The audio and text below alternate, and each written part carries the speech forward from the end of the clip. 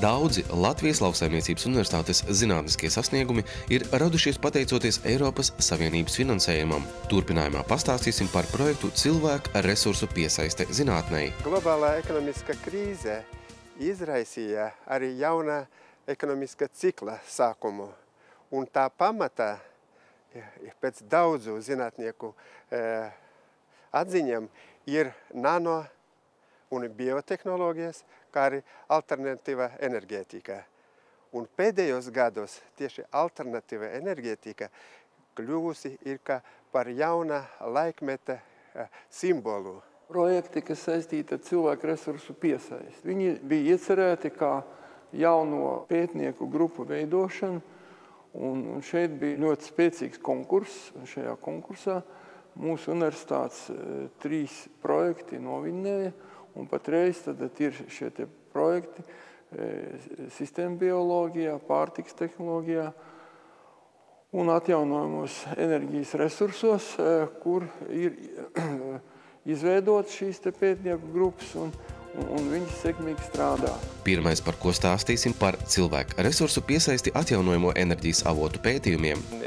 Meklējam piemērotākos kukurūzu hibrīdus, kurus mēs varētu izmantot tieši biogāzes ražošanai Latvijas apstākļos. Kā piemēru audzējam 15 kukurūzu hibrīdus un novācam, piemēram, 3 dažādos novākšanas termiņos un meklējam, kurš no šiem termiņiem būtu vispiemērotākais, lai iegūtu pēc iespējas lielāku organiskās sausnes masu un līdz ar to lielāks būtu metāna iznākums. Pateicoties šim Eiropas fonda atbalstam, mēs savus paraugus arī sūtam uz citām valstīm, kur nosaka mums biogāzi. Un arī pateicoties šim Eiropas atbalstam, mēs varam arī noteikt vairāk kvalitātes rādītājus. Mūsu pētījumi ir pārsvarā tendēti uz potenciālu noteikšanu. Tas ir no katras konkrētās biomasas, cik var dabūt gāzi laukā. Ja?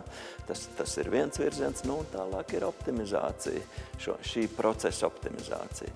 Un trešais virziens mēs, protams, skatāmies arī tieši tehnoloģiskās iekārtas, kādas būtu visizdevīgāk, kā būtu labāk maisīt, kā būtu labāk apsildīt to procesu. Projekta apakšgrupā Saules enerģijas izmantošanas iespējas Latvijā. Mēs pētām pamatā saules enerģijas kolektorus, kuri ražo siltu ūdeni 70, 80, 90 grādus un tā izmantošanas iespējas. Pētām gaisa siltumsūkņu izmantošanu arī silta ūdens ražošanai, un trešais virziens ir saules bateriju izmantošana elektriskās enerģijas un silta ūdens ražošanai un šīs enerģijas izmantošanai. Notiek pētījumi par saules enerģijas kolektoriem, kuri ražo siltu gaisu. Tālāk par Latvijas starp augstskolu zinātniskās grupas izveidi sistēma bioloģijā. Visā pasaulē sistēma bioloģijas galvenā problemātika ir tāda, ka biologiem šeit būtu jāsadarbojas ar modelētājiem, ar informācijas tehnoloģiju pārstāvjiem, matemātiķiem, fiziķiem un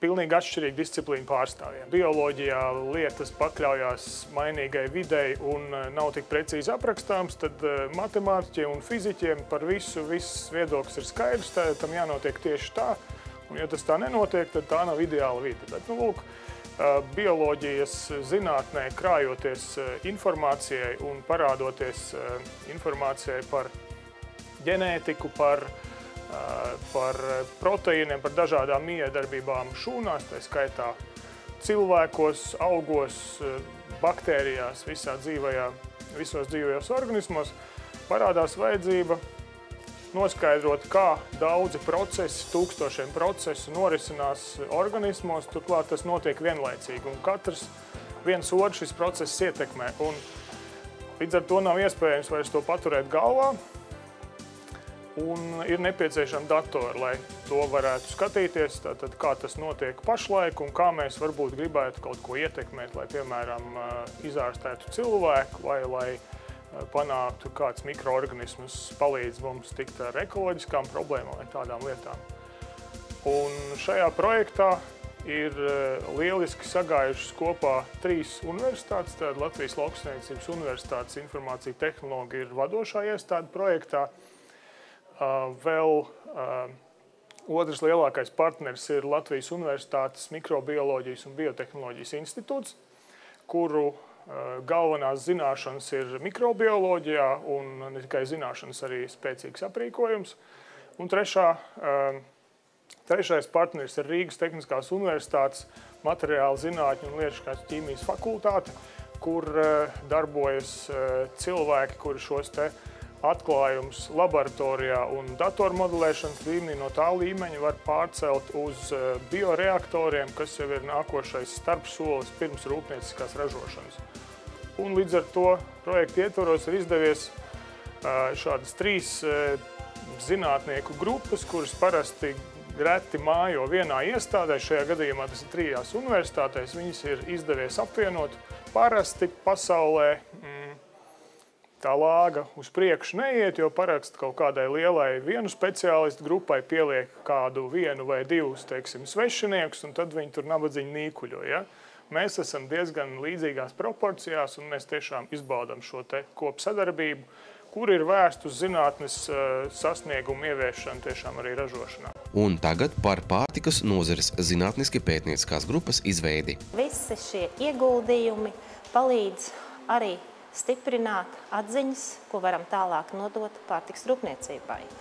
Jo pārtikas rūpniecības progress, straujais progress šodien nav iedomājams bez zinātnes ieguldījumu un bez zinātniskām atziņām. Eiropas Savienības līdzfinansētajā projektā pārtikas nozares pētnieciskās grupas izveide darbojas 24 cilvēki. Pārtikas tehnoloģijas fakultāte ir daudz jaunu, modernu iekārtu, un projekta laikā visas iekārtas ir apgūtas, ir izstrādātas jaunas metodas, aprobētas jaunas metodas pārtikas kvalitātes izvērtēšanai.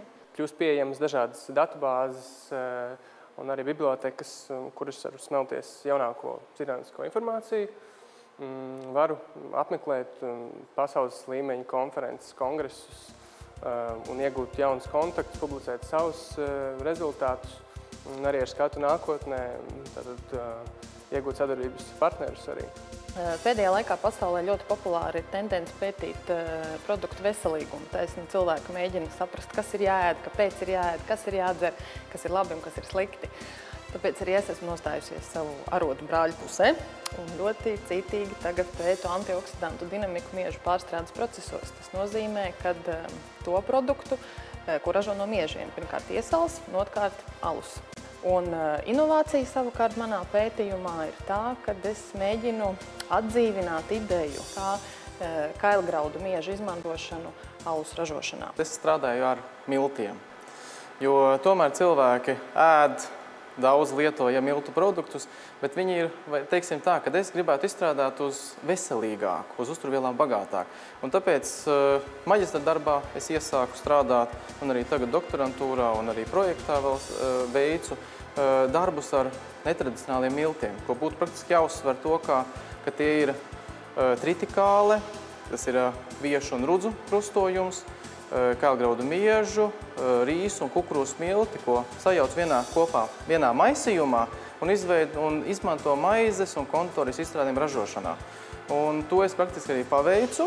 Es izstrādāju receptūru un izstrādāju šo jauno produktu, kurš ir veselīgāks un uzturvielām bagātāks.